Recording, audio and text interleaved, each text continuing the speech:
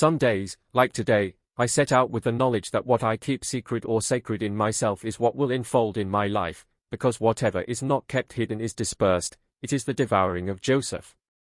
I had over the years considered the circling of the people around my life as my good standing in life, a sort of blessed life that blessed others, that they circled my life like some hungry electron around my orbit.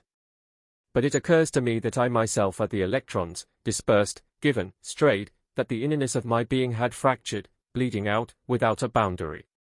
The problem is the way we think. The harpsichord is a sort of piano that pulls the strings rather than a little hammer.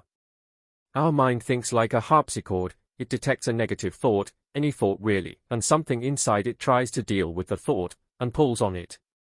This pulling on the chords of every random, especially negative thoughts, is an outward process, as it were. The inner box of sacred self, that is the self of hiddenness and beauty, gets lost in all of this and cannot keep hiddenness or secret sanctity, and then gets exposed to the quantum desires of the hungry electrons, if we can use a dramatic metaphor. As we had disconnected from the light of God, we used the above to mediate a void, really an elemental fear, in the center of the being of the mind of the brain. We must step back into the center position of self. It is something like a vertical pole that reaches up through all reality and dimensions. And one of the rules for the central structure of self is hidden or sacredness of self. It can't keep talking to the thoughts in the mind. If only we can do away with the central structure of fear that sits like a throne in our center being, because our ordinary way of thinking is to form a filmy layer around the fear or void structure, and the false self, and torrent of daily thoughts, are the filmy layer, because the filmy layer, however pathological, is at least remedial to a point. It helps a little.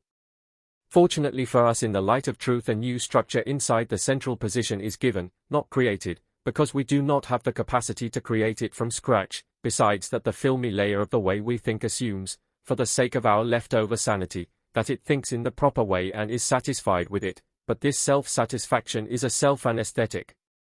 So then when Jesus said, "My peace I give you," and again, "My joy you have been given," it is not mere emotion, because this anomalous peace and joy are central structures in contrast to the fear and void, so that the rest of the exquisite self now can build on top of it, in hiddenness of self.